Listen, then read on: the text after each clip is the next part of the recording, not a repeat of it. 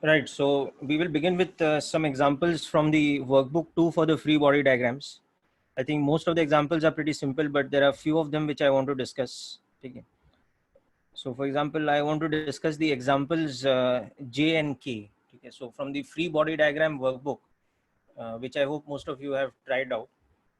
So I want to discuss some examples from that.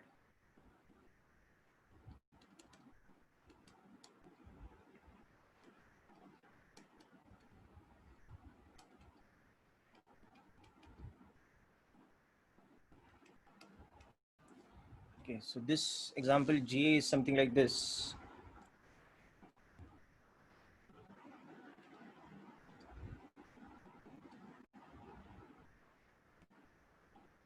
We have, let's say, a block which is kept like this.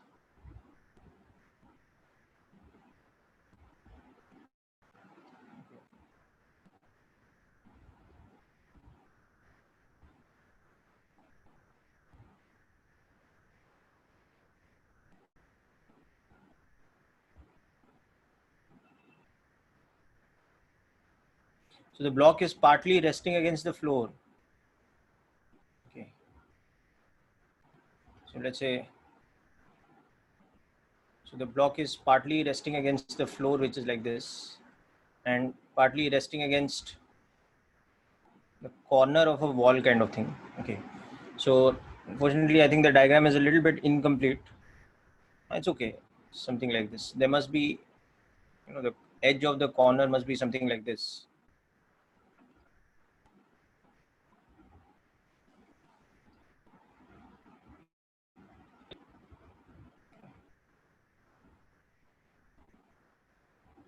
Right. And this is a frictionless set of surfaces. So this is also a smooth surface. Okay. And this is also a smooth surface. So what we have to understand is that there are 2 points of contact, okay, A and B, like this. So you have to understand that at the contact point A, okay, the plane of contact, that is the inclined surface. Okay, so this surface is the plane of contact, whereas at B,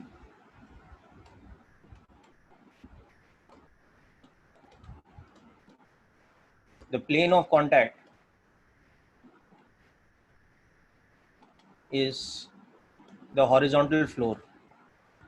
So that is the difference between these two.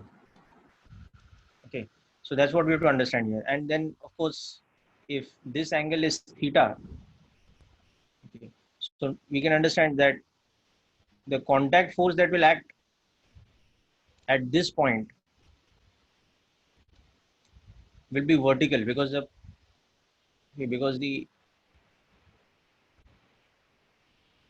what do you call it, the plane of contact is horizontal.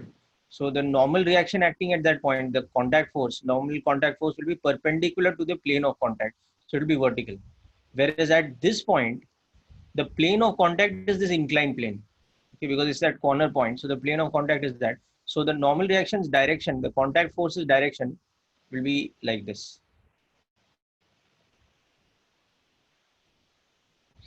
Okay. And that is why this body will not be in equilibrium, not if there's no friction. It will tend to be sliding. But anyway, here in this particular thing, we've not been asked to find out the acceleration or anything, just the free body diagram. So there are 3 forces in all which are acting. The gravitational force mg, okay, and the combination of these two normal reactions.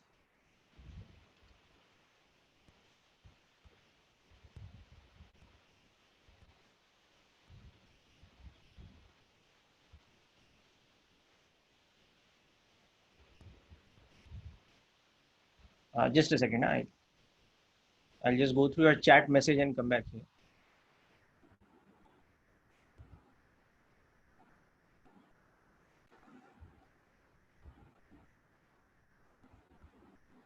Yeah, perpendicular direction. That is true, Samarth. Okay, so that is the correct way to understand. That is why it will be in this sort of direction. Okay. So now again, what will happen is, because this angle here is theta, the angle with the horizontal for the inclined surface is theta, this one. So here what will happen is, if we draw a horizontal line like this, okay,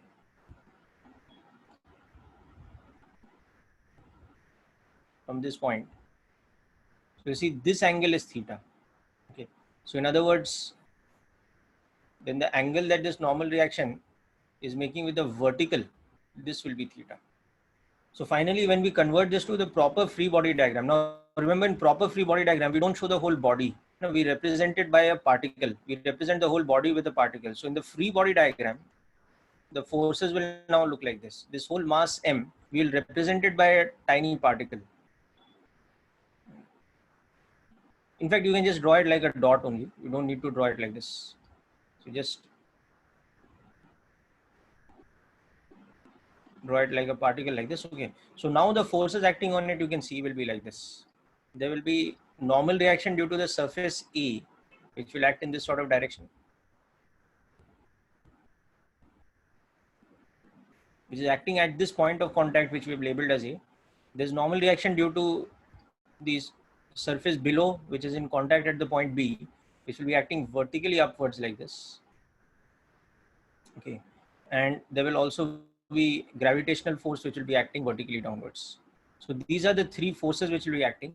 And you can see that here the body is not going to be in equilibrium, because ऐसा कोई horizontal force ही नहीं है उसको balance करने के लिए. Okay. So this is mg. So now if you look at the angles involved over here, this is your horizontal direction, this is your vertical direction. You can understand that this angle is theta over here. So the block or plank or whatever will be sliding over here. Okay, it will not be in equilibrium.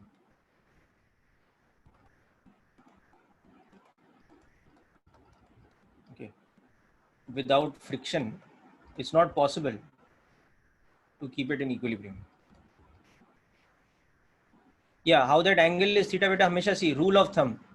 You just remember it as a simple concept that if my inclined plane is making an angle theta with the horizontal, okay, then by default the normal to it will make the same angle theta with the vertical. ये angle अगर theta है, then कोई भी point पे मैं अगर एक normal reaction बनाऊंगा और कोई भी पॉइंट में एक ऐसा फोर्स वेक्टर बनाऊंगा which is perpendicular to this, it will always be at an angle of theta with the vertical. And the reason for that is very simple, that if you just draw the vertical and horizontal through this point, you'll understand how that happens.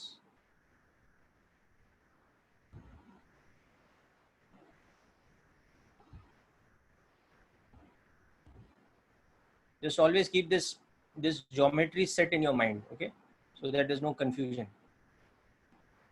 So see, if this is theta, then this is theta. Okay, so this has to be theta. Okay, another way to understand it is that, okay, this has to be theta, no? Because this angle is 90 minus theta, so that's why this has to be theta.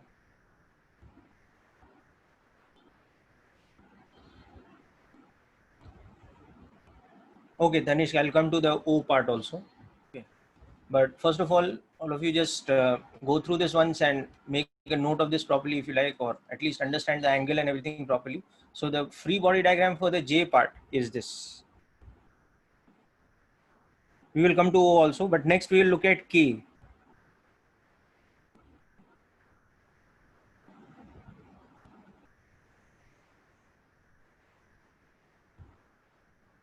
Okay, next we will look at the K part. So you can.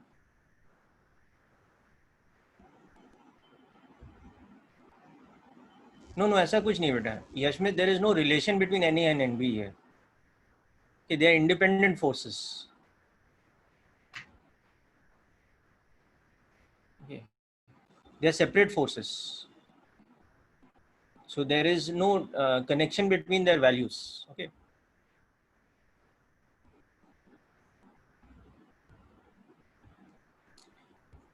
Right. So hope this example is clear to all of you people. This one.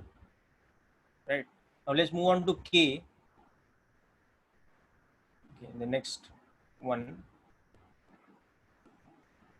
Now why K is important to understand after that is because it's similar, but it's different in one important aspect, that the vertical part, it's resting against a vertical wall. It's not resting against a corner. So that's very important to understand in that example K. So अभी K में क्या हो रहा है देखो, you have this same kind of block, but it's not resting on the corner of a wall or something like that. It's actually resting against the vertical side of the wall. So that makes a lot of difference in the free body diagram. Okay, let's understand why.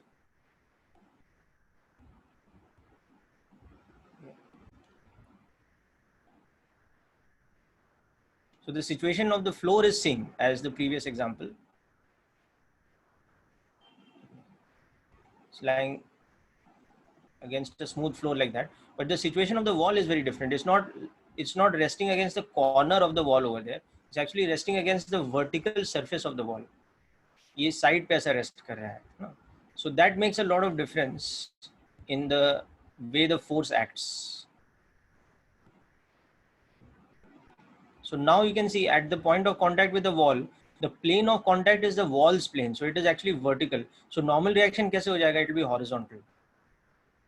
So that is the difference over here. Okay. So you can see that at the contact point here, E, and at the contact point B, okay,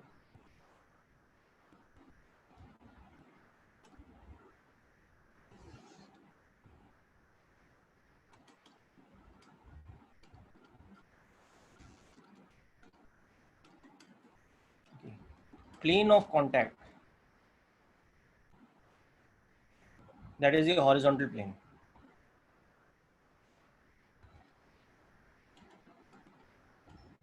Whereas at the contact point B, oh sorry, my mistake. This is at B, okay. Whereas at the contact point A, which is against the wall, the plane of contact is vertical.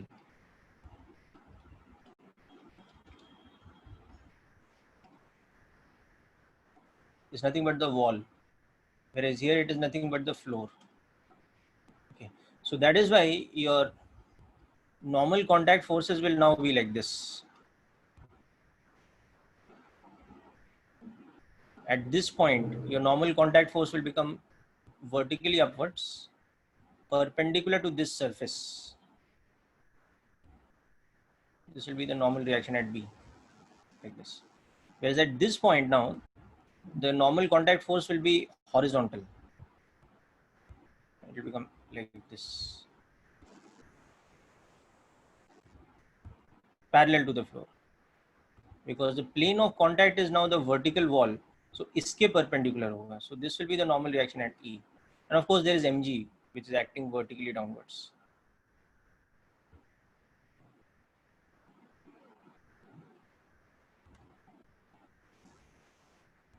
Okay, so here you can see that the this thing does not really play any role. The angle theta does not play any role as far as the forces are concerned. So the proper free body diagram of this one now, with the body represented as a particle, so the free body diagram will look like this. Mg acting vertically downwards,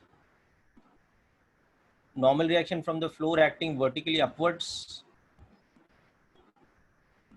okay, and normal reaction from that one acting horizontal.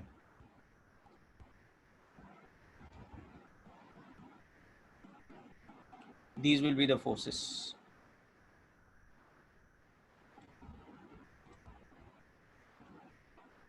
And here also there will be sliding. It will not be in equilibrium.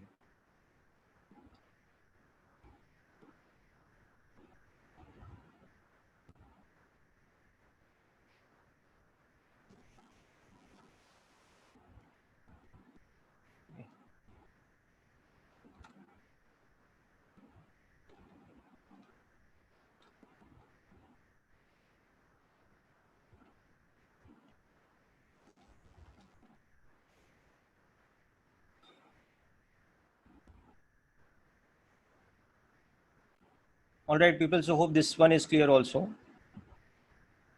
Now let us come to the free body diagram of question number M also. I want to discuss that also. Oh, just a minute. I'll just give you some time to go through this carefully.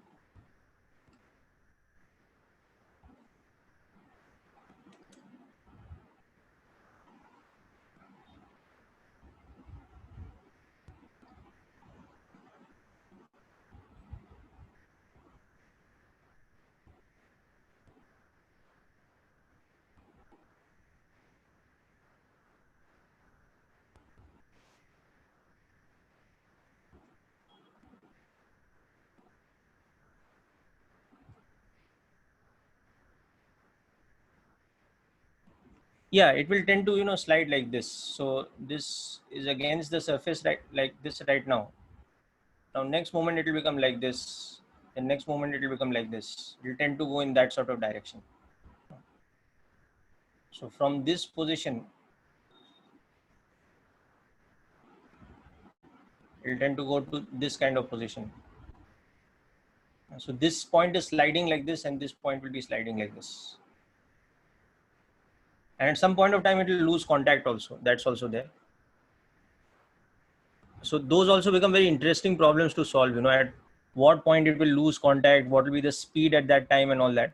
But the thing is, that will come in rigid body mechanics. We have to learn a lot about mechanics before we understand these things.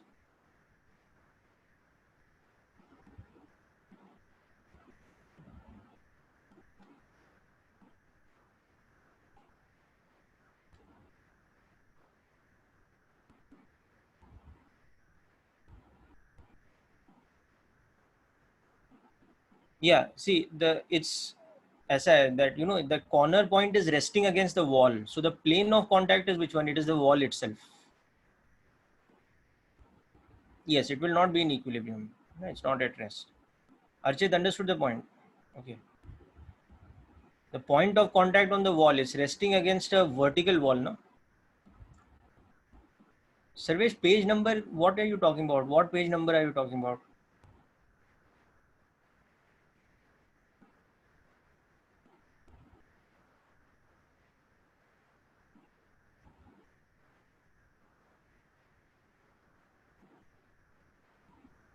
Not understanding. What page number are you asking for, Sarvesh? This is not from the module. This is from the workbook. Okay, so there's no page number. Okay, let's move on to the next one. Let's move on to M. Okay, I want to discuss the example M next.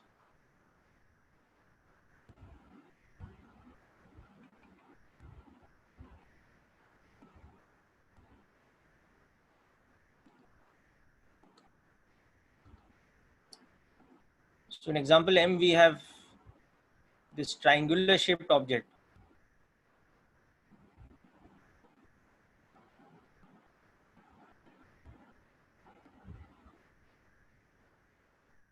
So we discussed last time about these kind of objects. They are like triangular prisms. Okay, they are called wedges. Okay, so there is this triangular kind of object which is resting on a smooth horizontal surface, let's say.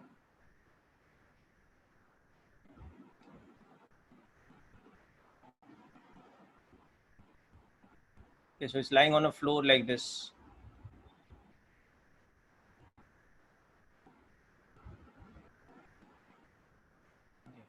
But also on top of that, what we have done is we've kept a small block.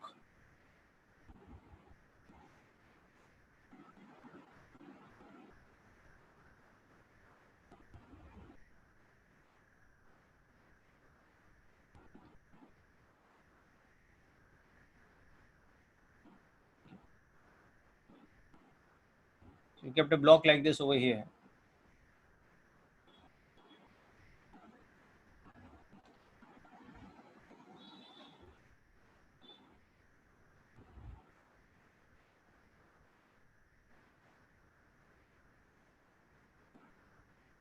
Now what we want to do is we want to show the forces acting on each of them. Okay, so this block is mass small m, let's say, and this block is mass capital M. Now this surface is also smooth. This is of incline theta, and this is also a smooth floor. Okay. So what will be happening in this case is that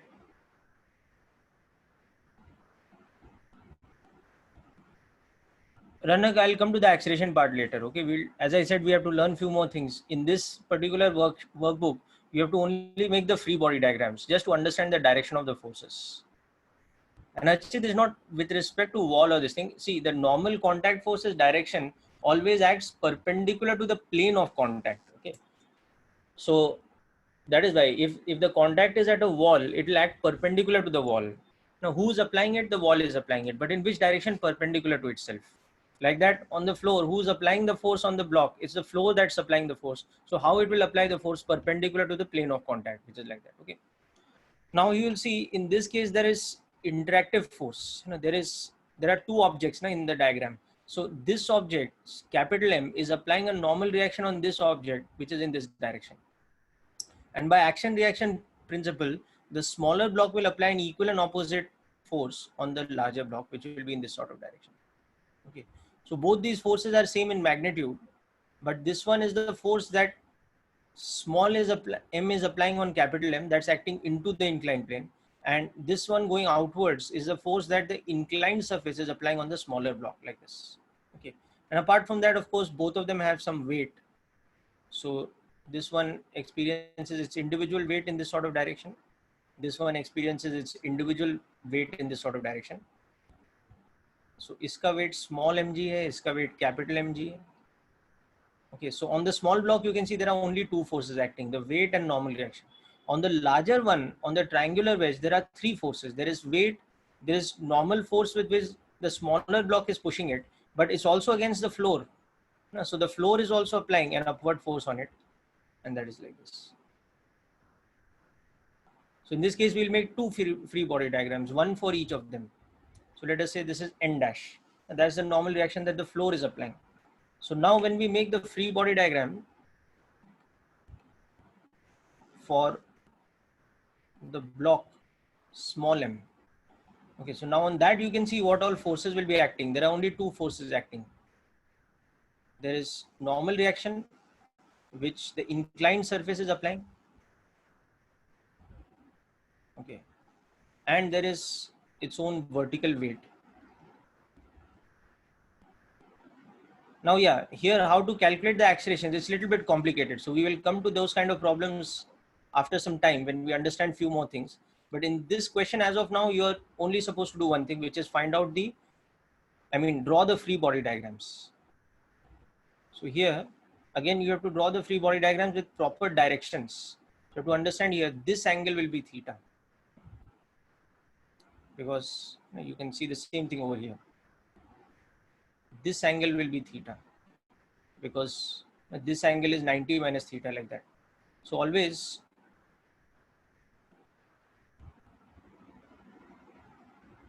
understand these directions properly. So that is for the small block. Okay. Whereas the free body diagram of the wedge, the triangular wedge, capital M,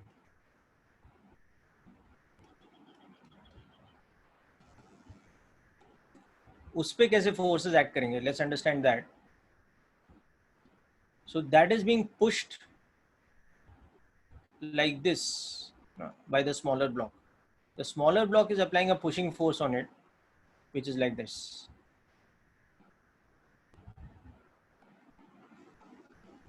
Okay. Then, of course, it has its own weight, which is different than that weight because this is capital M. Okay. And then, of course, the floor is applying some upward kind of normal reaction. So that's vertically upwards.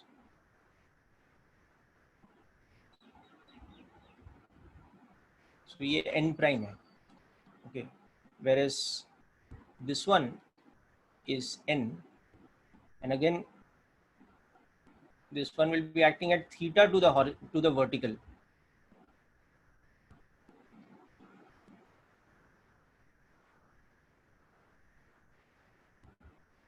its own weight.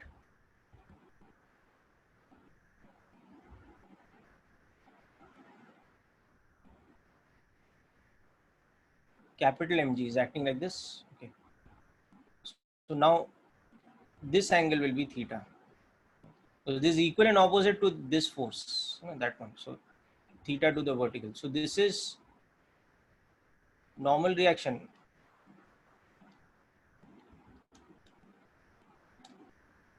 on the wedge applied by the block. Whereas this one here is normal reaction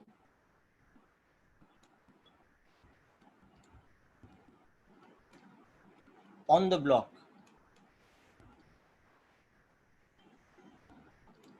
applied by the wedge. So that is why this and this are an action reaction pair.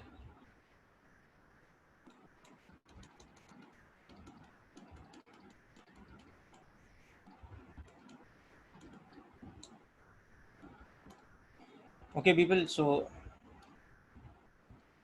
just go through this carefully once and make sure you understand all the directions and everything carefully. Okay. So this is a very critical example of these free body diagram cases. Okay. Now, as I told you, calculating the accelerations will be more complicated, and we will come to that also, but at a later stage. Okay. As you can see, the triangular wedge will be sliding along the horizontal floor, and while it is sliding backwards along the horizontal floor, so ये ऐसा slip करता हुआ जा रहा होगा. This one will be slipping like this with some acceleration, let's say A1, and while that is slipping like this will be slipping along this with some acceleration A2. So this is quite complicated, the way the motion is happening. Okay. So we will come back to that later, but here we are only interested in the free body diagrams. So this is what they are. Okay. So just go through this and make a note of this if you like. And next we'll come to example O.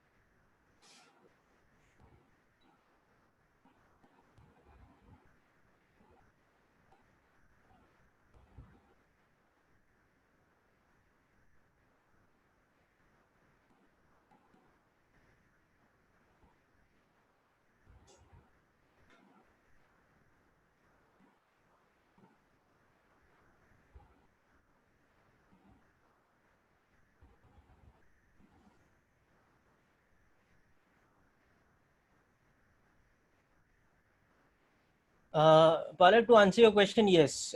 If the surfaces are rough, then it will affect the normal reactions also. Okay, particularly when normal reactions are acting at diagonal angles, because all the forces affect each other. If there's a block that is just lying on a horizontal surface which is rough, and the external force we are applying on it is only horizontal, there is no force acting along any angle or diagonally, then yes, friction will not affect the normal reaction. But the moment there are some other diagonal forces and things, then all the forces tend to affect each other. Okay, so we will understand that a little bit better when we come to situations where there are friction and understand that. Okay. All right, let's come to example O, which I think is okay enough. I mean, it's not too difficult, but since you've asked, so we'll discuss it.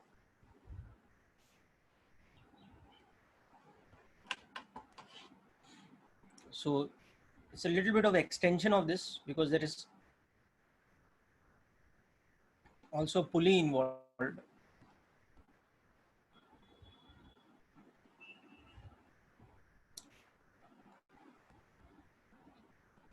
Okay, so example O, we have a frictionless surface, which is the ground basically. So let's say I start by drawing that one. Okay. This is the smooth ground. Now on this, we have that triangular wedge. Okay. So next, say,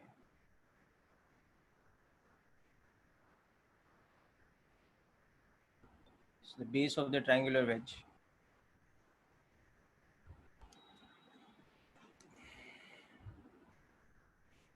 Yeah. And this side is like this.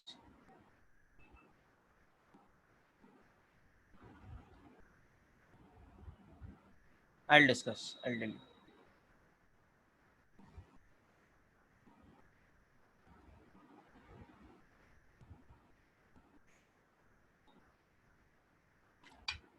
Okay. So this angle is theta. Okay. And though it's not given to you, let's just take the mass of the wedge as capital M. Now on the wedge, we have these two blocks. Okay. So this block is M1. Okay. And we have this string attached to it. That string is going around a pulley over here.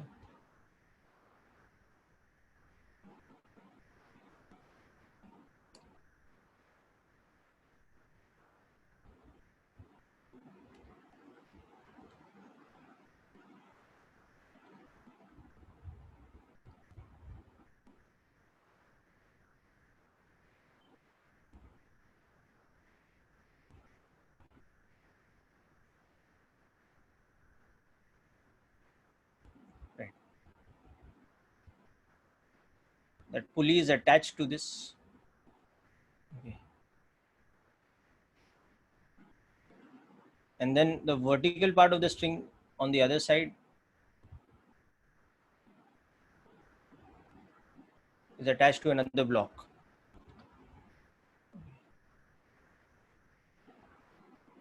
That block is of mass M2.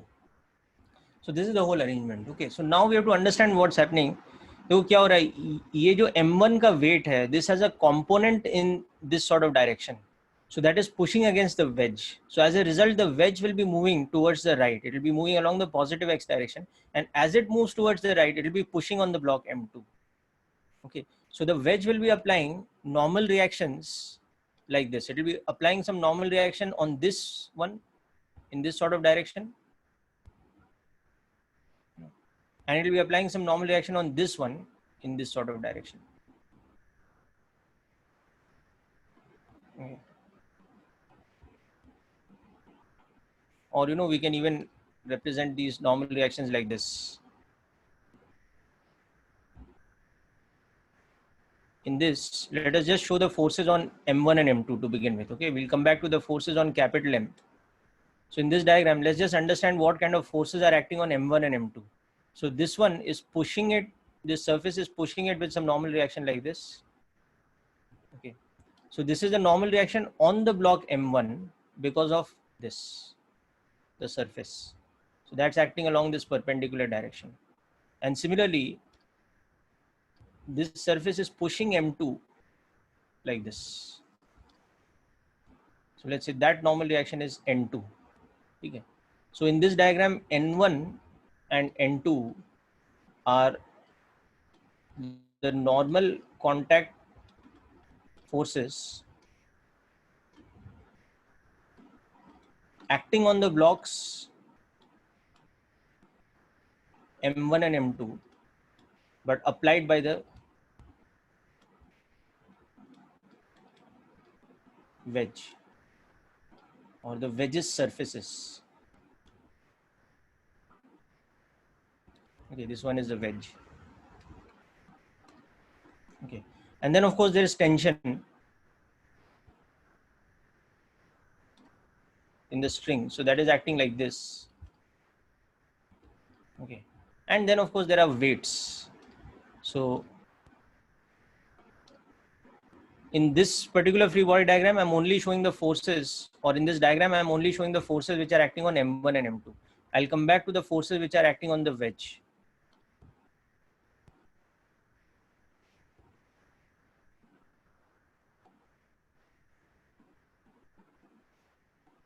Act कर रहा है ना ये M1 का जो normal reaction है उसको push कर रहा है बेटा समझ that's why it will move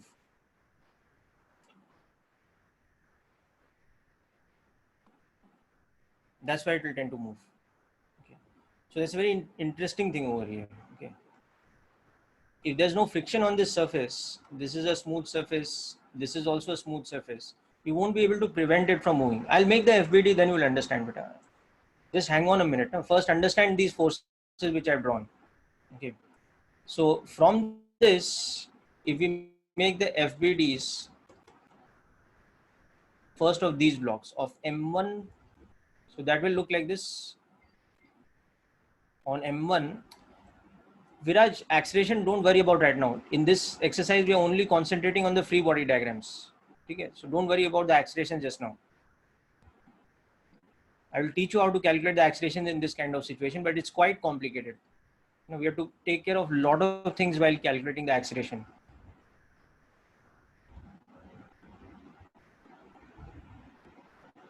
So M1's weight will be acting like this. Okay, and the tension in the string that will be acting like this along the inclined plane.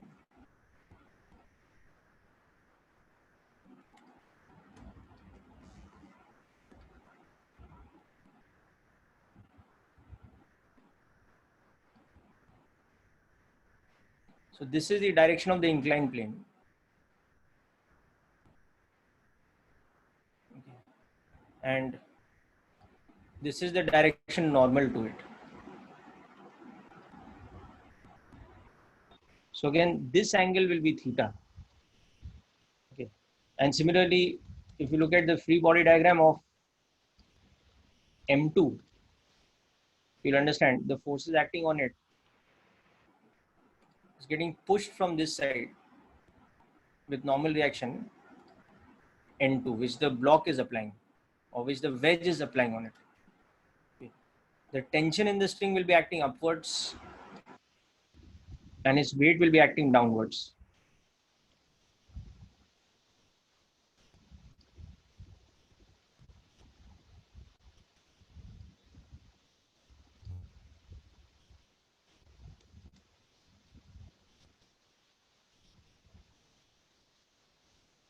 These are the forces which are acting on the individual blocks M1 and M2. Okay. Now, before we go there, let's come back to this diagram. And in this diagram, let's alongside make another one and understand the forces which are acting on the wedge.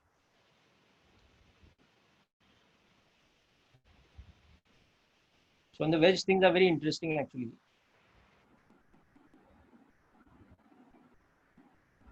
You have to understand one more thing, that the pulley is attached to the wedge. So pulley पे जो भी forces लग रहे हैं tension की वजह से, they are actually indirectly acting on the wedge also. Because the pulley is part of the wedge and it's attached to it. So pulley पे अगर हम कोई force लगा रहे हैं, that is acting on the wedge's body, because the pulley is part of the wedge's body. So the string from this side is pulling against the surface of the pulley like this. And the string from this side is also pulling against like this. So there are two tensions acting here. Okay. So there's tension T here, there's tension T here. Okay. Then see, the wedge was applying N1 like this on the block. So the block will respond by applying an equal and opposite reaction force like this on the wedge in the perpendicular direction to its surface. So this N1 over here and this N1 in this diagram, they are an action reaction pair. This is the force that the block M1 is applying on the wedge. That one was the force that the wedge was applying on the block. And similarly, this one will apply a force like this.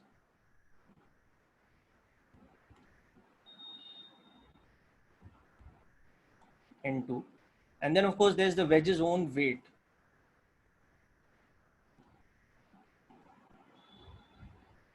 And whatever mass it has, capital M, let's say, so weight, and that is pressing it against the floor.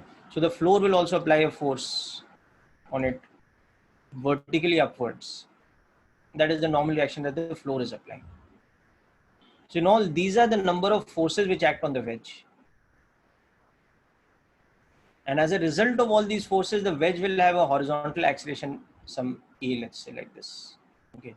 And this will be going up the inclined plane with some acceleration A1. And this one will be coming down this thing with some acceleration A2. So right now we are not interested in the acceleration. So we will come back to that later. Okay. But you can understand because of these forces, the accelerations are like this. Okay. So now if I look at the free body diagram of the wedge properly drawn as a particle, that will now look something like this.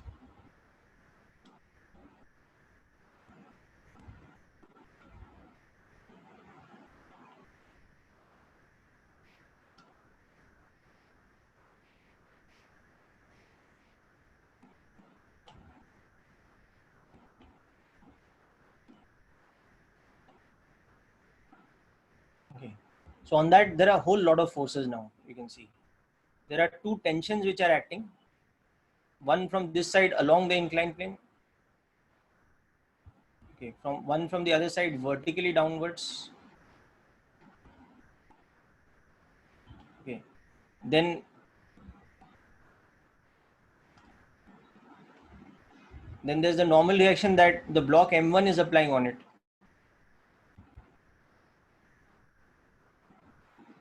That will be perpendicular to its surface. Then there's a normal reaction that the other block is applying. That will also be perpendicular to the vertical surface. So that's like this.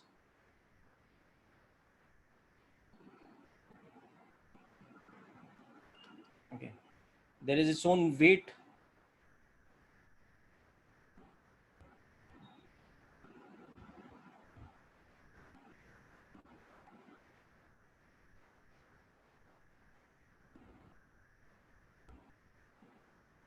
Capital Mg. And there's some normal reaction that the ground is applying.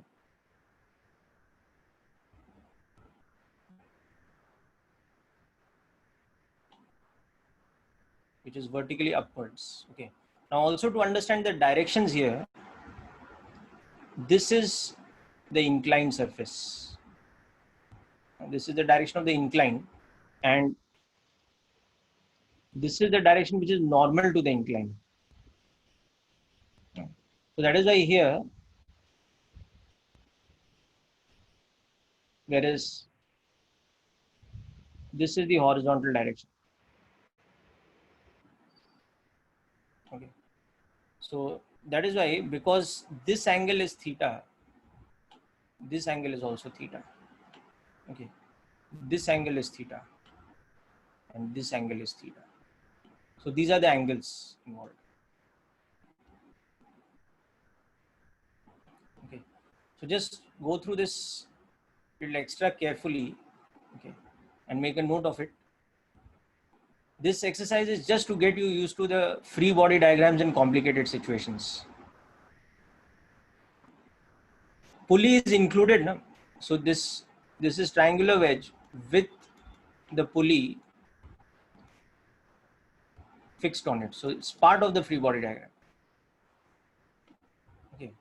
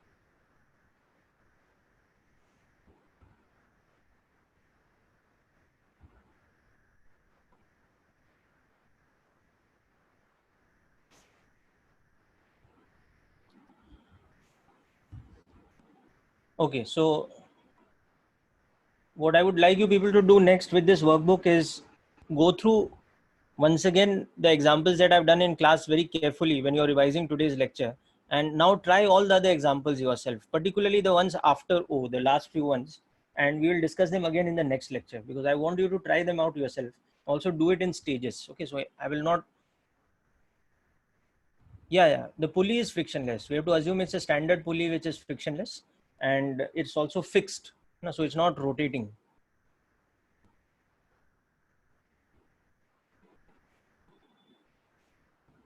Yeah, so I will now move out of this exercise and urge you to complete the last few questions, try them out once yourself, and we will again discuss them in the next lecture at some other stage. Okay. Now, because this is only about free body diagrams, okay, and these kind of free body diagrams will keep coming up in all the future type of problems we'll do from this point onwards. But to solve these problems further, like find the accelerations and things like that, we need to learn more things. Okay, so we have to move ahead with the theory part now. So the next thing we will learn in the theory part of Newton's laws today is the concept of this thing, inertial frame and non-inertial frame. Okay, so new terms for us. We will learn a definition called an inertial reference frame and non-inertial reference frames. What are they and how we make use of them?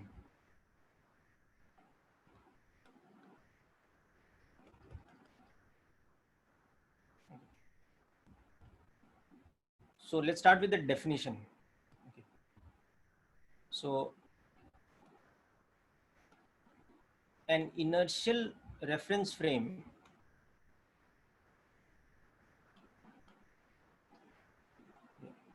let me just write this better, just a moment.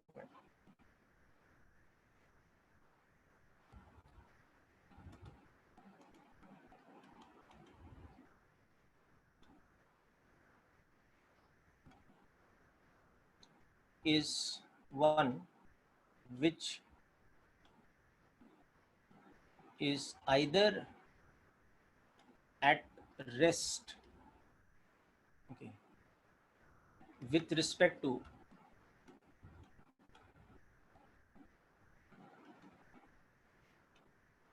ground, okay, or moving with zero acceleration with respect to ground. Okay, so in other words, if this is the ground, okay, and we have one observer A who is at rest, and we have another observer B who is moving but with uniform velocity.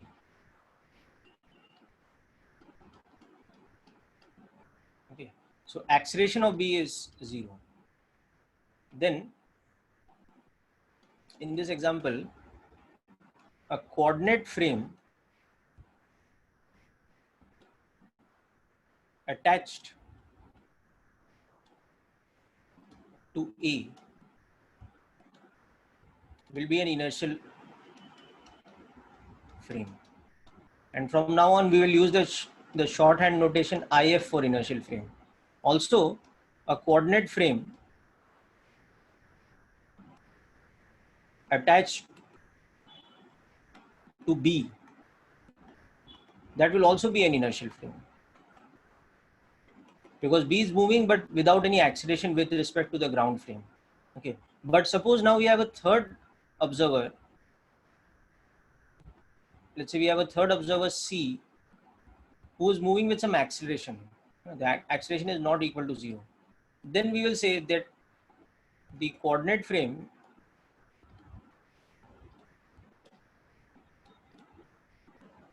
attached to the observer C in this case, that will be a non-inertial reference frame.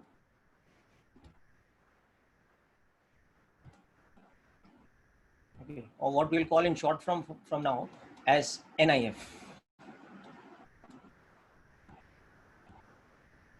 Because the reverse of this definition is that if a reference frame is accelerated with respect to ground, then we say that it is non-inertial. Okay, so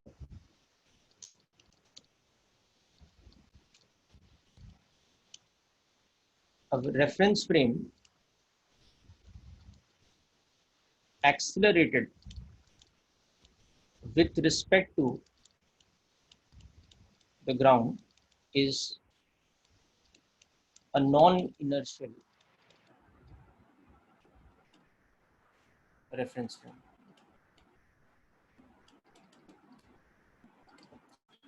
Okay, so just make a note of this definition first, people. Okay, अगर कोई भी reference frame ground के respect में rest पे है, then it is called inertial frame. अगर ground के respect में मूव कर रहा है but with zero acceleration, then also it is called inertial frame, but only in the case when it is having some acceleration with respect to the ground being the surface of the earth. Okay, we call it a non-inertial reference frame, or in short form just a NIF, non-inertial frame. This is the definition of inertial reference frame versus non-inertial reference frame. So just start by making a note of this definition. Okay, then we will understand more about what the meaning is with respect to Newton's laws of motion. This is actually a general definition of inertial and non-inertial frame. It applies not only to Newton's laws of motion, but to physics in general.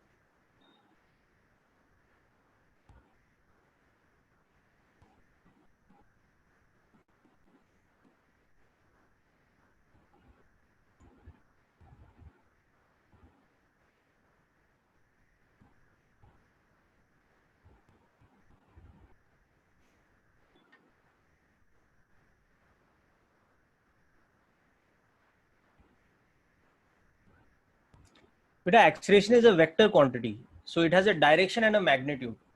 A component of acceleration can be positive or negative. Now, if I draw my x-axis towards the direction of east, let's say, then my ax is positive if the acceleration is towards east. It is negative if it is towards the west. But when we talk about acceleration itself, not the component of acceleration, but just about acceleration, then we're talking about a vector quantity. Now, like we've understood in vectors, a vector is neither positive nor negative, because a vector is not a scalar quantity. It's not a number. Right? It's something which has magnitude and direction. And magnitude cannot be negative, as you know. Magnitude is neither positive nor negative. It's a modulus quantity.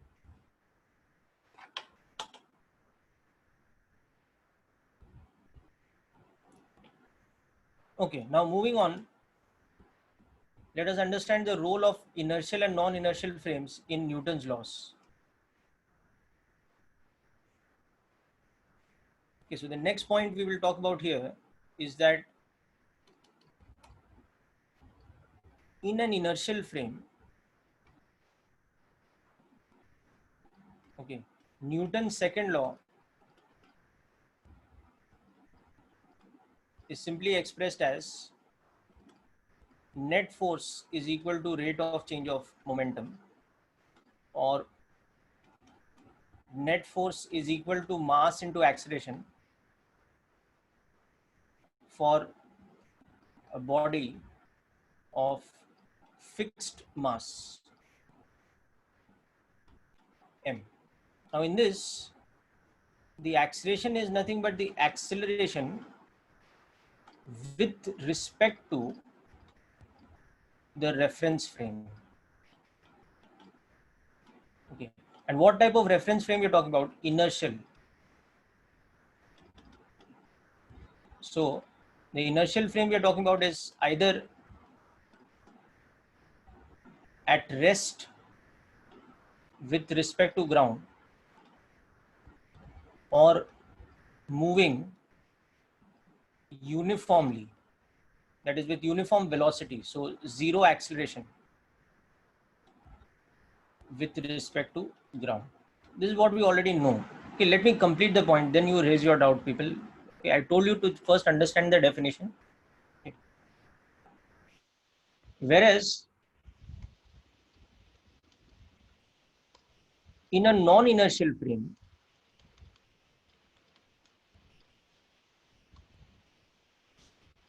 we cannot apply second law directly. Okay. So in other words, the net force will not be equal to mass into acceleration. Okay. And why this will be the case? Of course, mass is fixed. Don't worry about the mass being varying. That's not going to happen here. But this is because the acceleration here is with respect to a non-inertial frame, which itself has some acceleration. Okay. So because of this reason, we cannot apply Newton's second law directly. Okay. So that's why a modification has to be made to the second law. We cannot apply it directly as F is equal to ma. Just give me a minute, people. I can see your messages coming in, but I told you, let me complete the definition first. Okay, don't start asking in between. I will give you time to ask your doubts.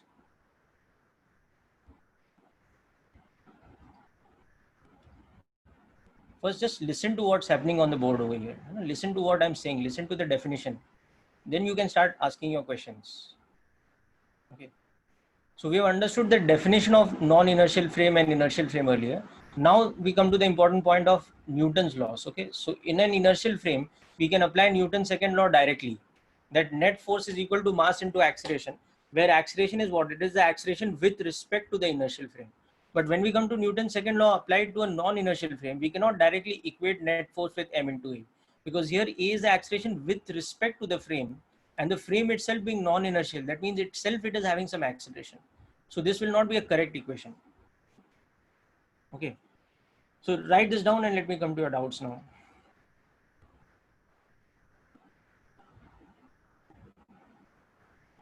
Yeah, there's no need to get confused with that. Just write down the definition. I've not started applying this in anything, so there's no cause for confusion. This is a straightforward definition.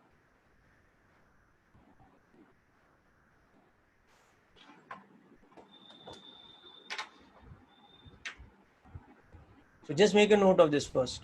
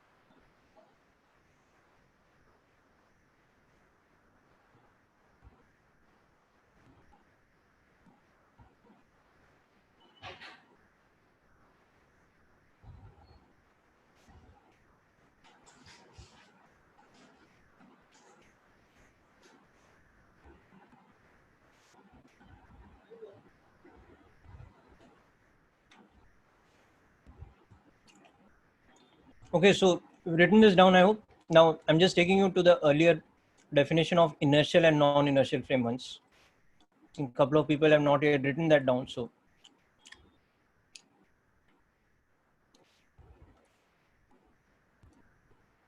just make sure you write down these things properly first. Don't worry about the application. Okay, we will discuss about the application in detail. Then you will understand better. Just write down the definition once.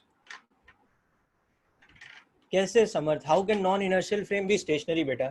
देखो क्या उसका definition लिखा है, it is accelerated with respect to ground. Acceleration का मतलब क्या होता है? मोशन होता है ना बेटा. You studied acceleration definition in kinematics और हैवंट यू?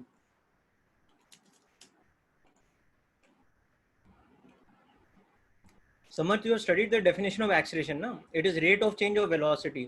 सो कोई बॉडी अगर ग्राउंड के रिस्पेक्ट में एक्सेलरेट कर रहा है तो वो रेस्ट पे तो नहीं हो सकता ना बेटा. That's the thing. या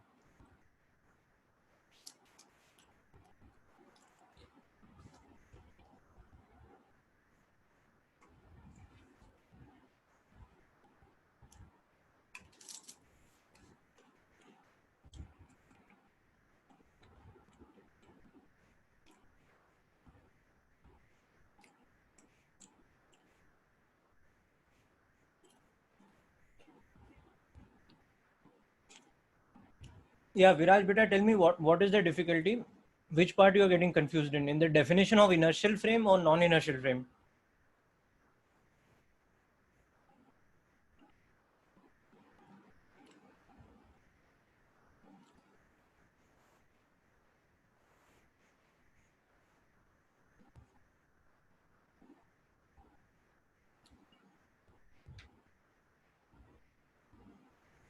The second part of the note in non-inertial frame. Okay.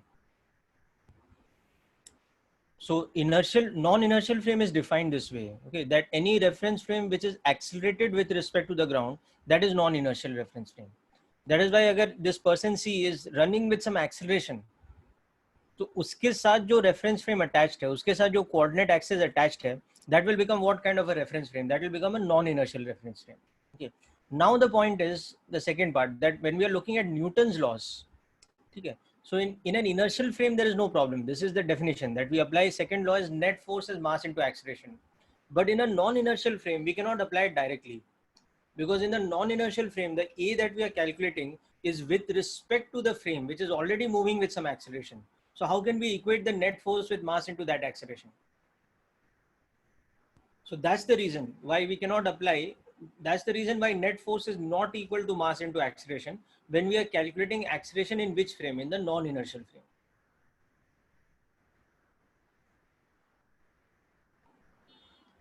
ठीक है, अभी उसको कैसे मॉडिफाई करना है, क्यों करना है, that we haven't discussed it. But the only point we have written down is that we cannot directly equate net force with mass into acceleration when we are calculating the acceleration in which frame? In the non-inertial kind of frame. If we are calculating in inertial frame, there's no problem. We will equate net force with mass into acceleration. But in the non-inertial frame, we will not be able to equate it directly. We will have to make some kind of a modification. Yes, that is the point, Tanish. That's correct. It's written down. Dhruv, it's the same point is written down over here. Okay. We need to make a modification to apply it in non-inertial frame.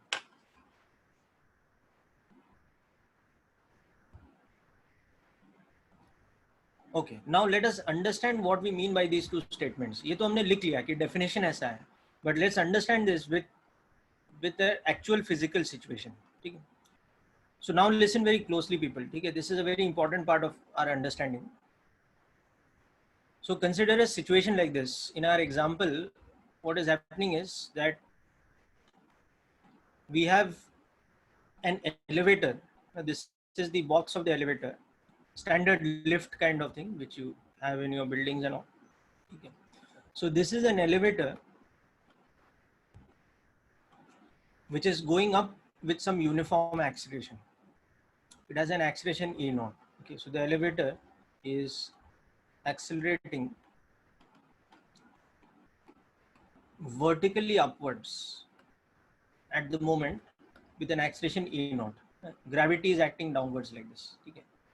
Now we have an object inside the elevator. Okay. So let's say it's a block or a box or something like this.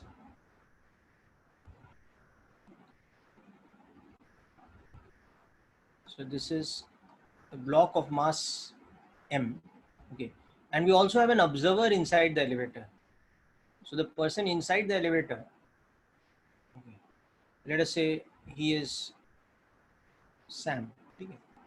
And we also have an observer who is seeing this whole thing from outside, from the ground level.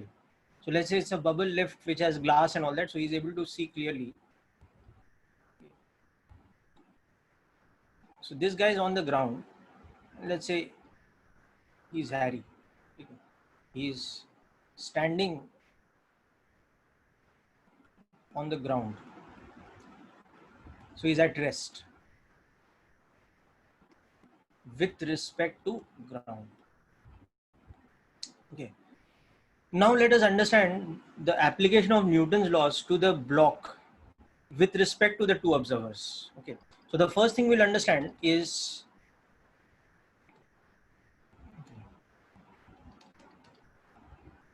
Newton's second law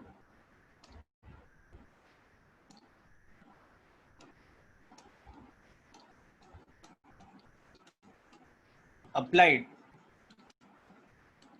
to the block from Harry's point of view.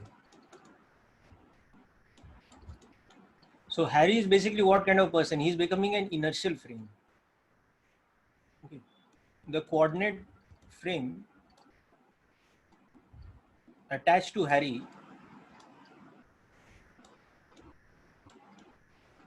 is fixed on the ground. Okay. So therefore it's which type of frame? It's inertial. So he's an inertial frame. So when Harry observes the box, okay, or the block, what is his conclusion? Let's understand. Okay. So this is what our friend Harry is seeing. So he is an inertial frame. So we'll write it like this. What he is seeing that the block is actually accelerating upwards with acceleration a naught. Okay. And there are two forces acting on the block. One is the normal reaction that the floor of the elevator is applying. And the other is that the weight that the ground is applying. I mean, the weight that the earth is applying, the gravitational pull of the earth on the block, that is downwards. Okay. And under the action of these two, this block of mass m is going upwards.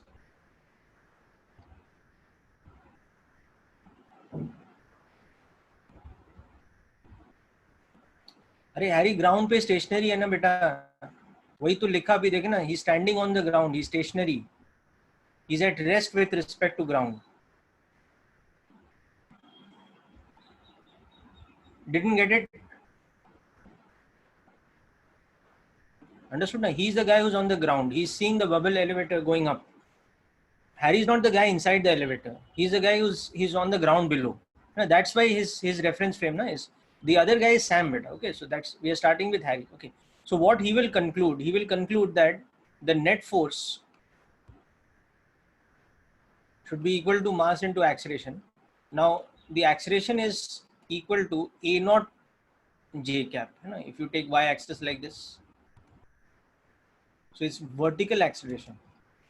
So when he applies this force, I mean this equation, it will become n minus mg is equal to ma naught.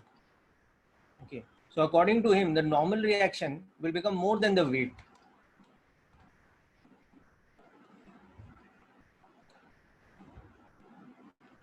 This will be the normal reaction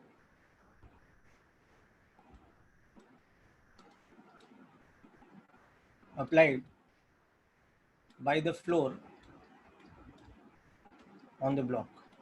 But which floor? The floor of the elevator. Okay. So interestingly, it's more than weight.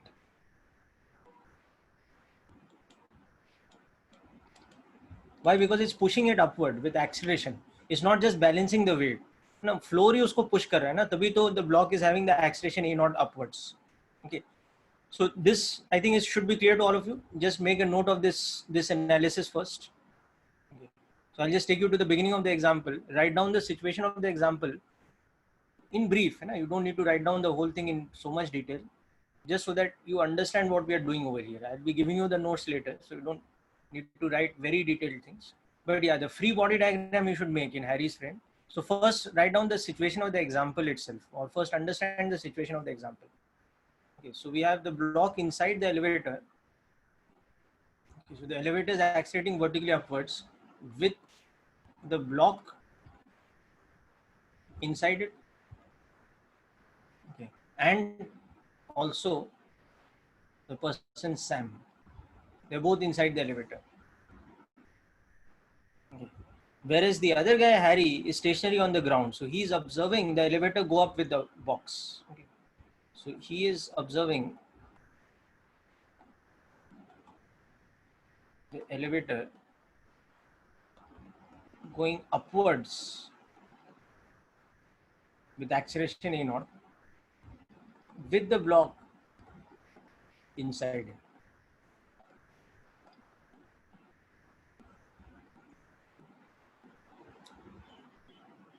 The acceleration of the block is A naught, no? Is the same as the acceleration of the elevator. Just imagine the guy on the ground, what kind of acceleration he'll see of this object. He'll see A naught, ना? जो भी acceleration elevator का है, वही acceleration उसको block का भी दिखेगा. Suppose the block is going up with an acceleration of 2 meters per second square. If the elevator is going up with an acceleration of 2 meters per second square, then according to Harry, what is the block doing? It's not stationary. It's moving vertically upwards with an acceleration of 2 meters per second square. Okay, so that is where this free body diagram analysis comes in. So what Harry sees is that the block is accelerated upwards at A naught. Okay. And he is the inertial frame. So whatever analysis he is doing by applying Newton's second law is the correct analysis, because that's the definition, that net force is equal to mass into acceleration. Okay. Now let us see. So this part is clear, I hope.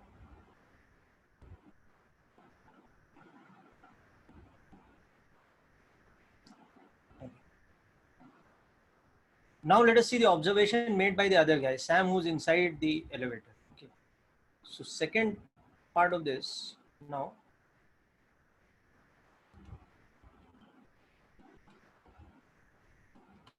Observation by Sam, who is inside the elevator. What does he observe? That the block is at rest. He does not see it moving because he himself is inside the elevator. ना? तो उसके respect में क्या हो रहा है? Box is at rest and the forces on it are normal reaction and weight. Okay. So what Sam observes now is that the same block with the same two forces acting on it. Okay. But remember, he is a non-inertial frame. Because he himself is accelerating upwards at A naught. He is not at rest. He is accelerated A naught with respect to the ground. Okay. So here this is the acceleration of the non-inertial frame. It's not the acceleration of the block. Whereas what he observes is that the block is at rest. It's not moving. And there are the same two forces acting on it.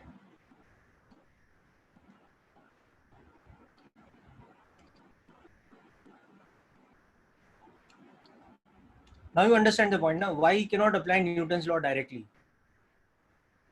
Because according to him, the net force should be zero. So according to him, normal reaction should balance the weight, but that's not true. We know that the normal reaction is more than the weight. Okay, so that is the problem over here. That is a contradiction. Yeah, so he cannot actually say that. Okay, so the thing is that Sam should not, he should not directly apply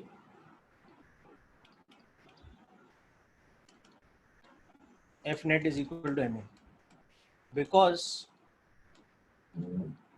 he is in a non-inertial frame. Okay, so if he does that, he will get the wrong conclusion. He has to modify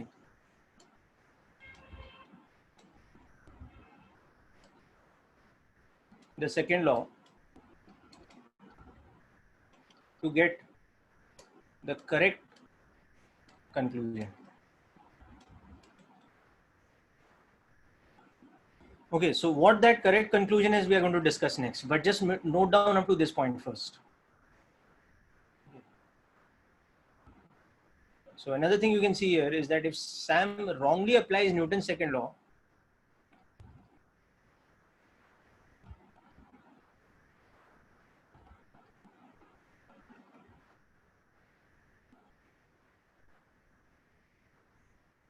then according to him, what will happen? Net force should be zero. So normal reaction should balance weight. But we know this is wrong. This is not true.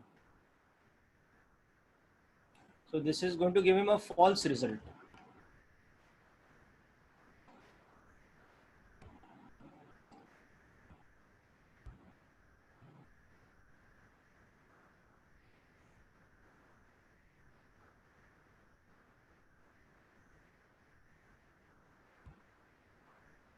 Exactly the point, Tanish. That's correct. Okay.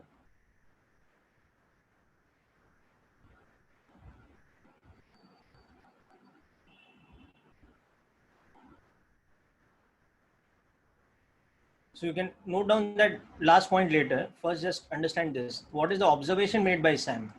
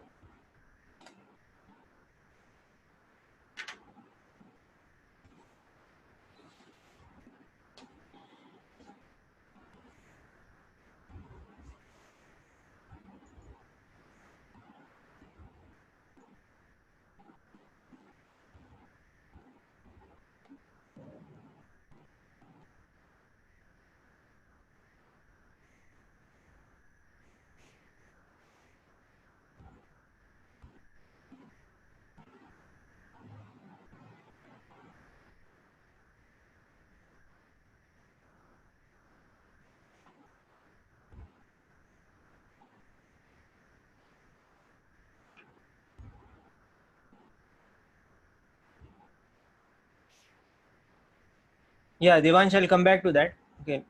Just complete this part first, then I'll come back to Harry's observation in comparison.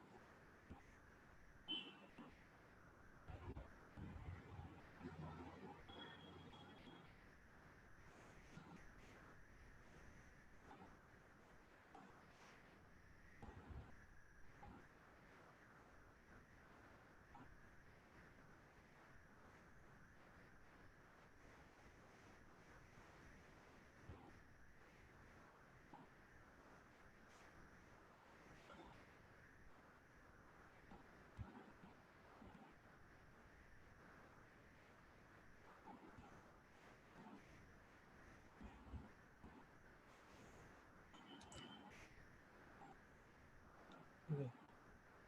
So just go through this last note also, then I'll take you back to Harry's observation.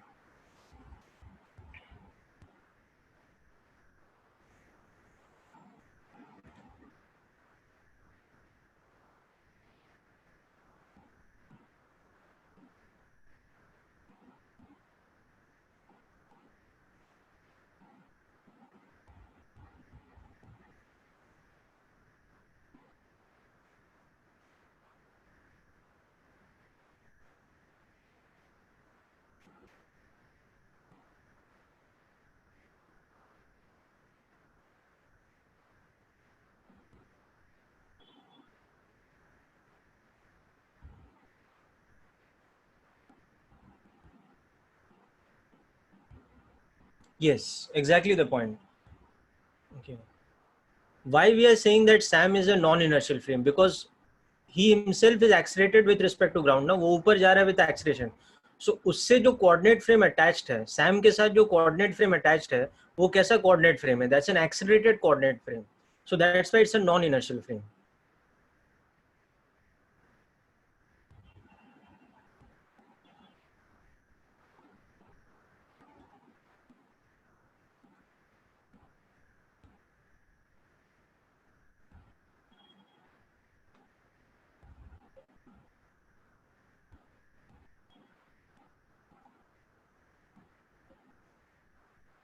Yeah, matlab Archit, if he directly applies, he will say that, but that's not correct because he cannot directly apply. That will be the wrong way of applying Newton's law. For Sam, the acceleration is zero. That's correct. So that's correct. But for Sam, the net force should not be equated with mass into acceleration. That analysis is wrong because he is in a non-inertial frame. So he has to make some modification.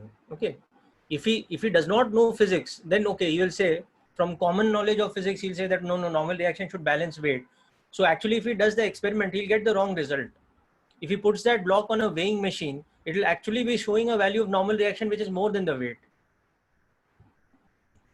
Okay, so now let us see what kind of modification has to be made. Okay, so that you can apply Newton's second law correctly in a non-inertial frame. So we haven't come to the solution of the problem yet. We've just recognized that there is some problem.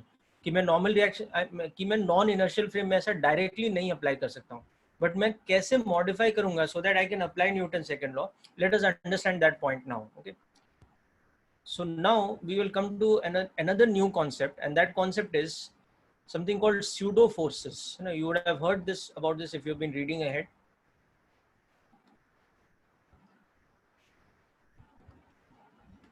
Pseudo forces in a non-inertial frame. So let's understand the concept of pseudo force, then we will come to how Newton's second law is modified. Okay. So we'll see some everyday examples. Achha, Tanish, you want me to scroll up which part? The Sam's analysis? Okay. Let us just complete this, then come back to this.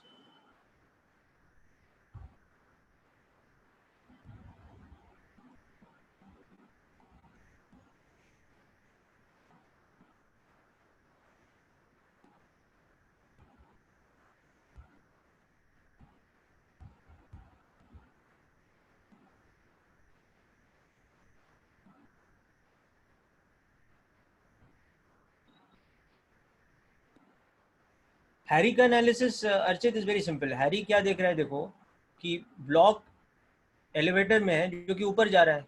So according to him the block is going up, but with what acceleration? The acceleration E not. Okay, so the net force on it should be mass into acceleration. So the net force should be upwards.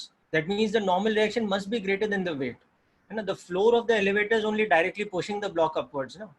So क्या कर रहा है floor? It is overbalancing the weight. It's more than the weight. That's how the block is getting an upward acceleration of A0. Yes, till now we have always taken ground as frame. Sarvesh, you would have noticed that till now. So Archit, this is clear, beta? Harry's analysis is clear, no? How we got this equation, n minus mg is equal to ma, because it's having an upward acceleration. So the net upward force is how much? It is the positive normal reaction minus the downward acting weight.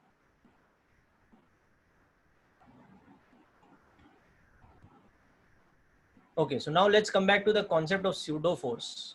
Okay, now I'll give you some everyday life examples from which you will understand pseudo force. Okay.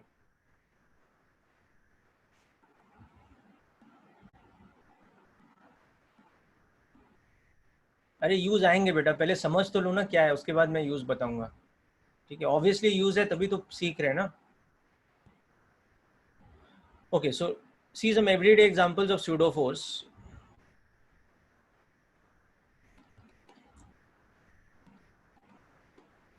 If you are standing inside a stationary bus, okay, as the bus accelerates forward,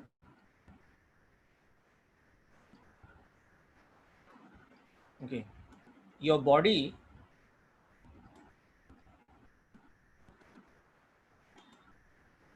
tends to jerk backwards. होता है ऐसा? All of you have experienced this in everyday life. Okay, you are standing inside the bus, you are nicely at rest, well balanced, but as the bus accelerates forward, suddenly you feel jerked backwards. But there's nobody pushing you backwards. There's no contact force acting on you backwards. Okay, so there is no external agent pushing you backwards.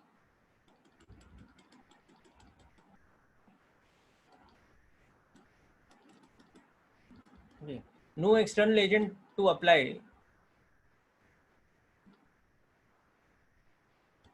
a backwards force. But then why your body jerks? Okay, your body jerks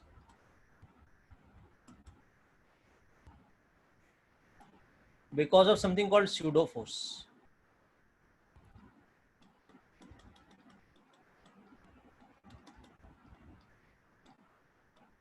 Okay. Another example, then we'll come back to the definition of pseudo force. Okay. Inside an elevator, okay, if the elevator suddenly develops a large downward acceleration,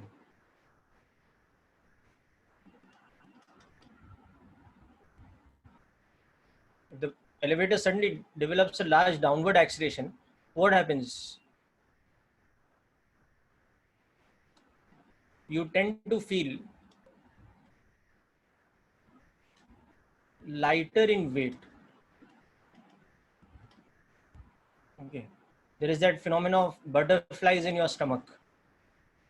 इसको कहते हैं. The feeling of butterflies in your stomach. Because you tend to feel that suddenly gravity is getting eased out. Okay. No, that is common language. We say it's because of inertia. The proper physics language of this, why it happens, it's again because of pseudo force. So it again happens because the downward acceleration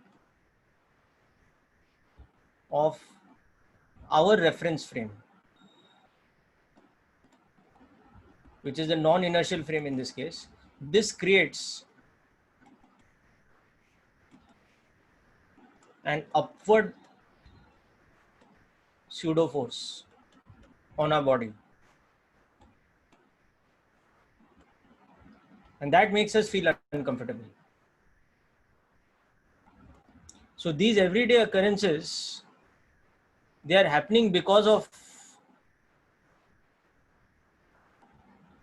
the phenomena of pseudo force. Okay. So these two examples, just make a note of these two examples or just understand these two examples. Then I'll come to the formula and everything. Don't worry about the formula of pseudo force right now. Just understand ऐसा कुछ होता है. Okay. Everyday examples of pseudo force. Okay. So what happens is the non-inertial frame in which our body is present. Okay, that is the bus. It applies a backward pseudo force on our body.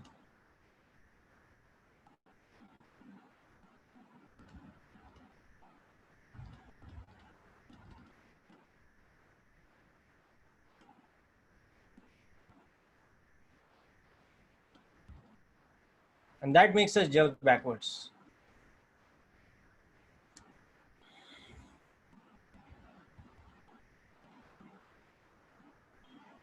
Yes, very good, Tanish.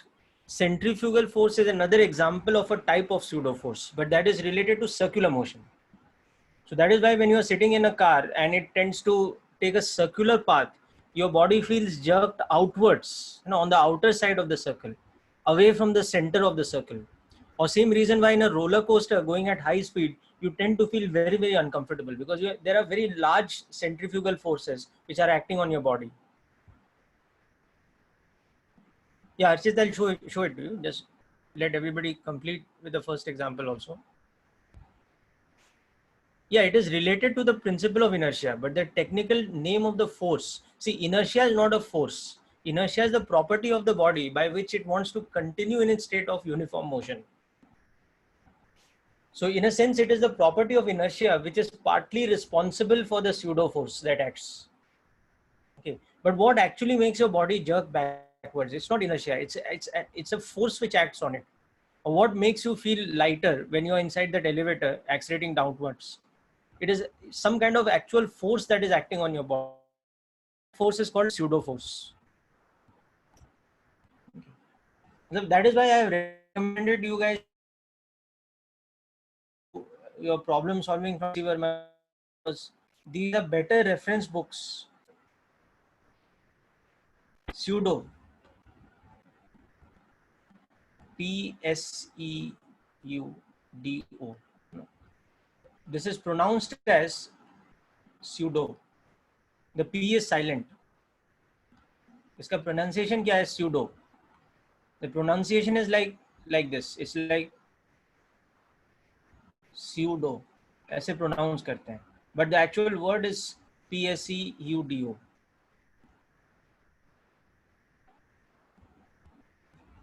The P is silent in it. And don't ask me why that is the case, because I'm not a literature expert.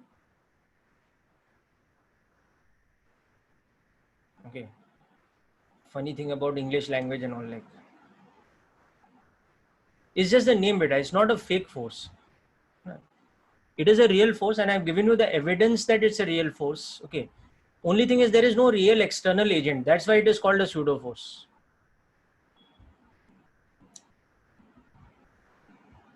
Okay.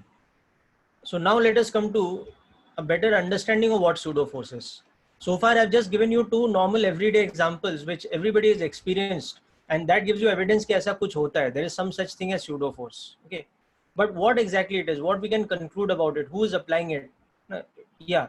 See, when we talk about gravitational force, Viraj, it's a very, there's an actual external agent who's applying it. And that is basically what? The Earth's mass. If we went to outer space where there's no planet near us, there would be no gravitational force on our body.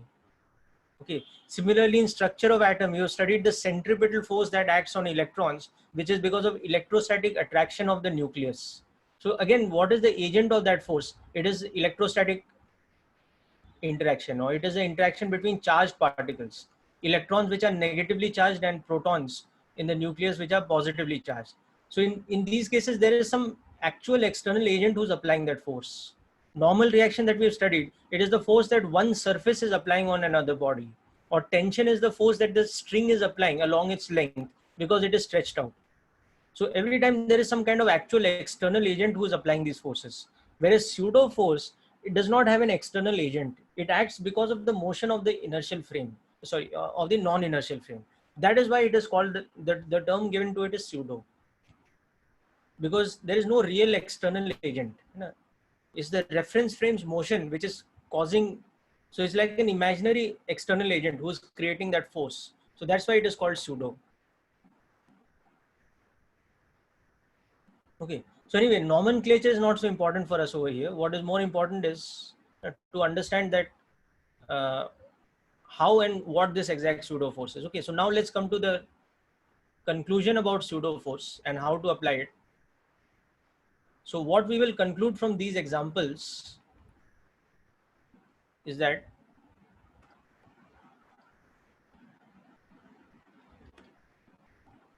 any body that is mass, any object which has mass in a non-inertial reference frame,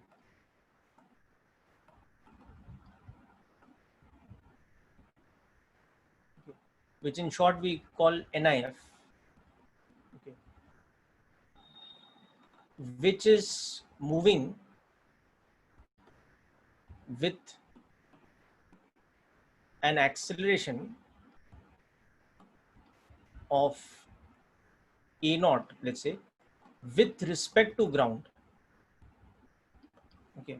So this a naught is what? It's the non-inertial frame's acceleration. It's not the body's acceleration. Okay. This is the non-inertial frame's acceleration with respect to ground. So when any body is placed inside a non-inertial frame like this, which is moving with an acceleration of a naught with respect to ground, it experiences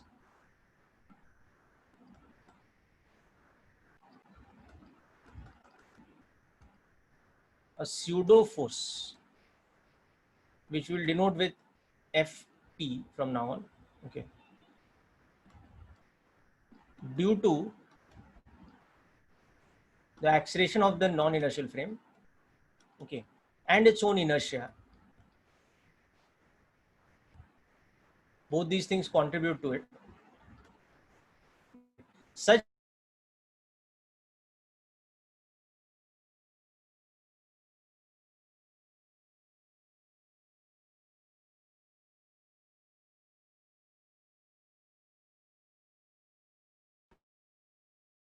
examples we've discussed. जब बस आगे की तरफ accelerate करता है, where your body experiences pseudo force backwards. If the bus brakes, you know, body experiences what kind of force? Forward. So first of all, the direction of pseudo force is opposite to A naught. Okay. Secondly, the magnitude of the pseudo force is directly proportional to the acceleration magnitude. जितना ज़्यादा acceleration होगा उतना ज़्यादा आपका body it will tend to jerk backwards. And thirdly, heavier body, so the magnitude of pseudo force is also directly proportional to mass of the body. So a body of mass m, okay, so it's directly proportional to the mass of the body. Okay, so from these three we developed the formula that the pseudo force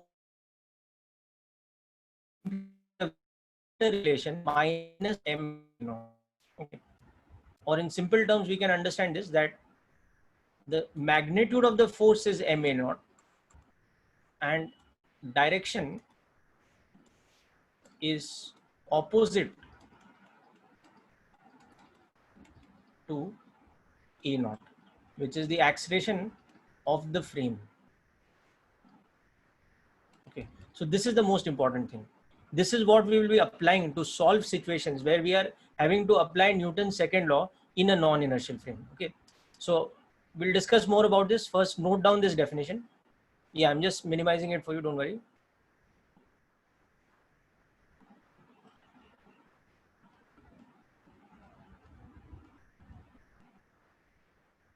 Okay, so this is about pseudo force. Whenever we have placed a body, that is anything which has mass, in a non-inertial frame, which is moving with an acceleration of a naught vector with respect to the ground, then that body will experience a pseudo force. Okay, and that pseudo force is finally given by this formula, that as a vector quantity it is minus ma naught. That means it's a force vector of magnitude mass into acceleration, but direction opposite to the acceleration of the non-inertial frame. Okay. So just note this down, and I'll again take you back to all the examples we've discussed till now, and you will agree why this happens.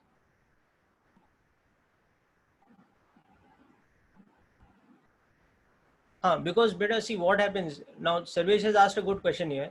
कि bus अगर accelerate कर रहा है, तो we experience a backward jerking force, and then after some time that force goes away. Because what happens is that the bus does not keep accelerating. No? The bus reaches some speed and then starts going with constant speed. Okay, so suppose the bus driver wants to drive at 60 kilometers per hour. He will start from zero, and till he reaches 60 kilometers per hour, he will create acceleration by pressing the throttle. So during that time, while the bus is accelerating, your body will be accelerating, will be having the pseudo force acting backwards. But the moment he reaches the speed he wants, now he stops accelerating it. So the bus is going at constant velocity. So जैसे ही बस का velocity constant हो जाता है, acceleration zero हो जाता है, so बस कैसा हो जाता है? It becomes an inertial frame. So there is no more pseudo force. A naught has become zero then. So your body stops experiencing this thing. Whereas same way now, suppose the driver wants to reduce the speed from 60 kilometers per hour to let's say 30 kilometers per hour. So he'll press the brakes. So for some time the bus will be decelerating. तो while the bus is decelerating, उसका acceleration का direction कैसे होगा? पीछे की तरफ होगा. तो आपके body पे pseudo force कैसे लगेगा? Opposite to the acceleration है ना? So आगे की तरफ pseudo force लगेगा. Then the moment he stops pressing the brakes, again your body stops experiencing that uncomfortable force forward, because the acceleration A naught has again become zero.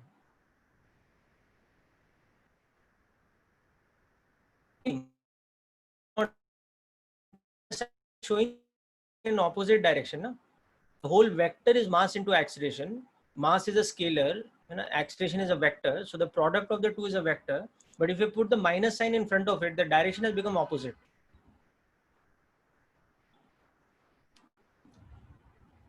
No, Archit, the point is you always feel it. Now how much it affects your body na, that depends on other factors. For example, अगर आप बस के floor पे खड़े हैं where the floor is quite rough and your foot has a good grip on it, so it will not make you fall because friction will balance. No, but suppose the bus's floor is slippery or the shoes you're wearing are not gripping the floor that well, then it can actually cause you to slip.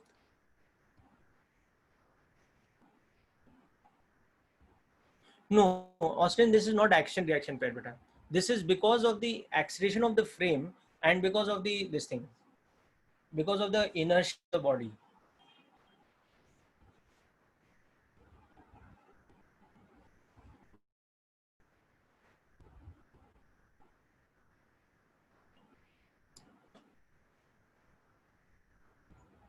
Fp is the force, no, it is the magnitude of the pseudo force. So its magnitude is mass into acceleration. But whose acceleration? The reference frame's acceleration.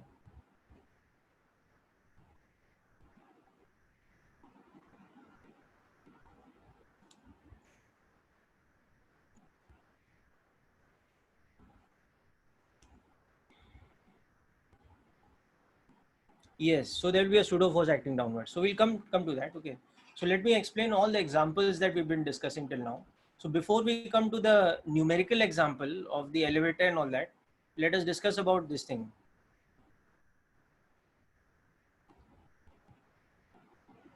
Let us just discuss the physical examples we are talking about. Okay. So the case where we had, we have a bus accelerating forward.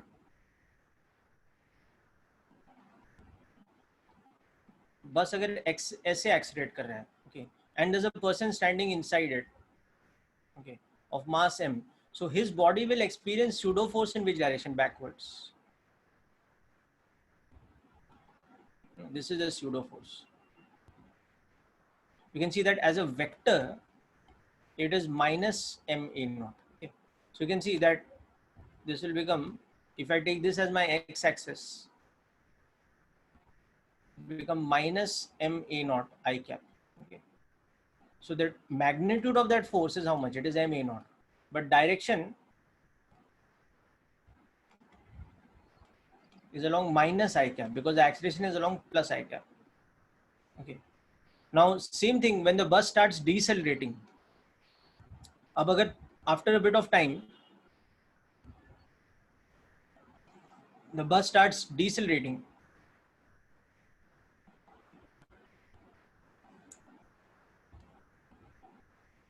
so the bus's velocity is forward. Here also the velocity is forward, but it's accelerating. But the acceleration is backwards, so it starts decelerating. Here it's an acceleration. Now the body will experience a pseudo force in which direction? In the forward direction. That's why your body tends to jerk forward when the bus slows down. Sudden braking can cause sudden amount of pseudo force that is so large that it can actually cause you to go and break, smash your head against the windscreen in front. That is why safety belts are essential. Seat belts are essential. Because in cases of emergency braking, otherwise you will tend to smash your head against the dashboard in front.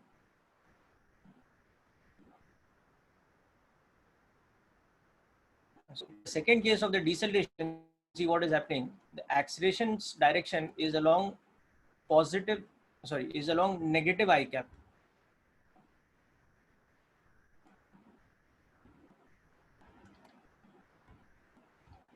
It's along minus I cap.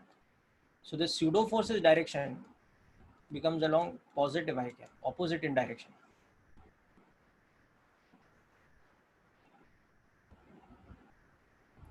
नहीं, pseudo force का magnitude बेटा m a naught के बराबर होता है.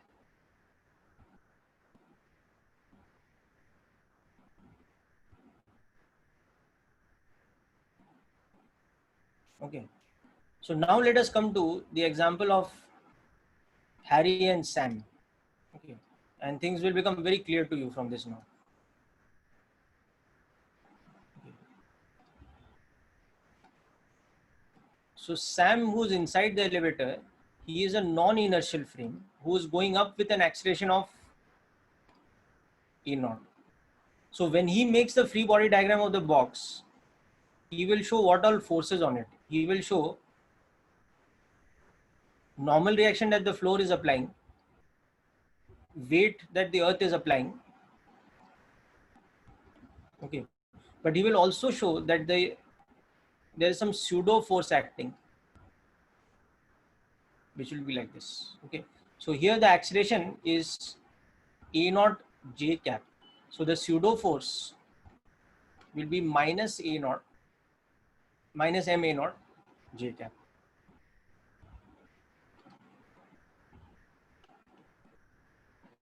Okay, you can see that will be m a naught downwards. And with respect to him, this is at rest. So what Sam will conclude? Sam will conclude that the net force on it should be zero, but the net force according to him is what? Normal reaction acting upwards and mg acting downwards and pseudo force acting downwards. So this should be zero. So according to him, the normal reaction has to balance the sum of two forces. One that earth is applying, gravity, and the other, the upward motion of the elevator is applying a downward force on the box, which is equal to the pseudo force. So this will be his conclusion. Now we know that the magnitude of this is this much. So according to him, n will be mg plus ma naught, which is now correct. It is the same as from Harry's analysis. Okay. So with the inclusion of the pseudo force, you can now see you come to the correct conclusion when you apply Newton's second law in a non-inertial frame. So the conclusion here is what? That when to apply second law with respect to a non-inertial frame, okay, we must include the pseudo force. Okay, so what we will say here is that the net force plus the pseudo force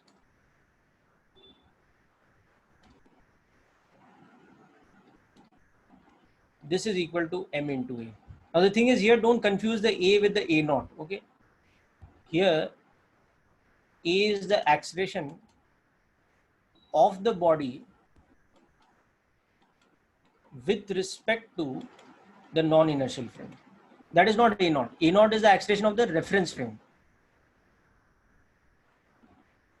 अरे negative है बेटा, तभी तो direction उल्टा है ना. See the direction of a naught, beta. A naught is upwards.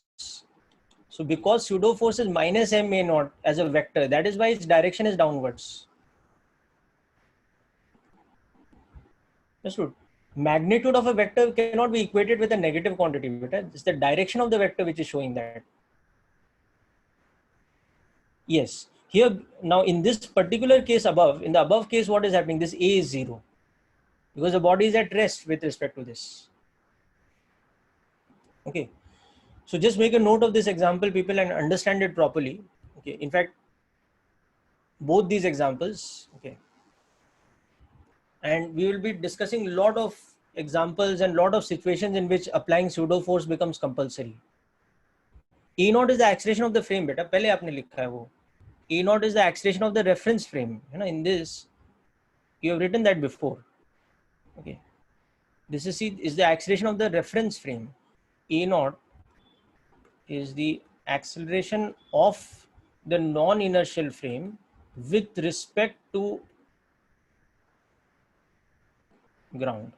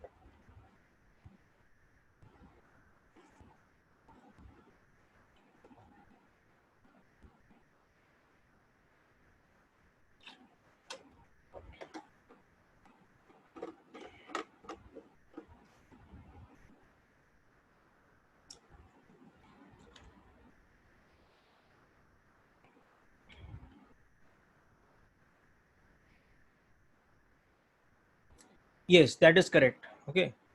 The acceleration of the elevator is upward. That's why the pseudo force acting, the green colored force you can see in this FVD, is acting downwards. So now normal reaction is having to balance the sum of two forces. One which gravity is applying on the body, mg downwards, but the other the pseudo force that the is acting because of the reference frame's motion. So that's why you can see the normal reaction is exceeding the weight.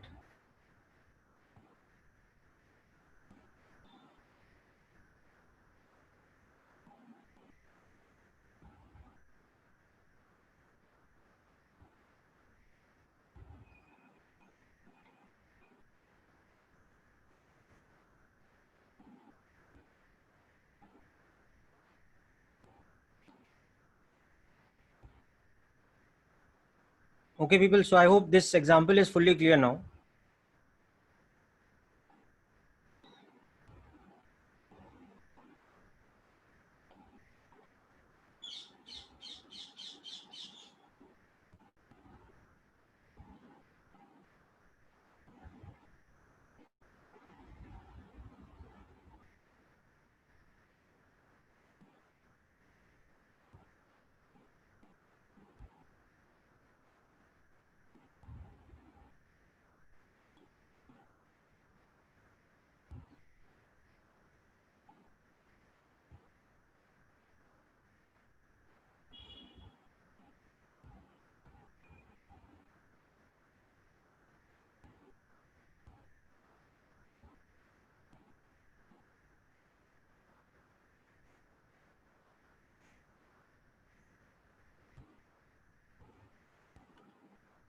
Okay, people. So with that, we come to a conclusion of today's lecture.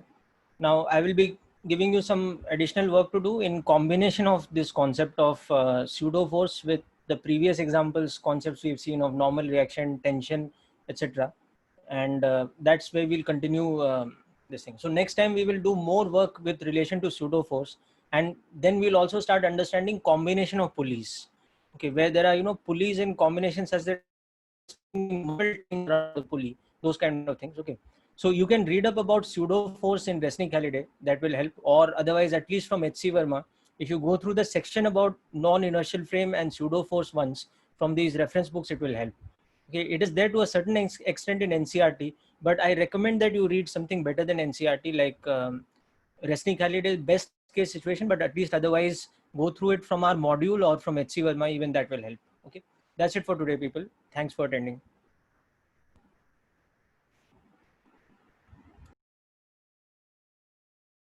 Yeah, Sarvesh, for NEET also, you can read the theory from it's a common book for theory, beta. Okay. For NEET, the only different thing we have said is that DC Pandey, this thing, you have to use the books which are for NEET. DC Pandey has a series for JEE mains as well as a series for JEE advanced. I mean, mains and advanced, and a separate series for NEET. But HC Verma and Resnick Halliday is common for NEET and JEE. You can go through it. Cengage is fine, beta. Cengage ka NEET wala is also fine. You do questions from that is fine. Okay, people, that's it. Thanks, people. All the best. Okay. And also go through the question paper from this thing, the test on Sunday, in case you haven't yet. And if there are any doubts, then drop me messages on WhatsApp and I will send you some solutions.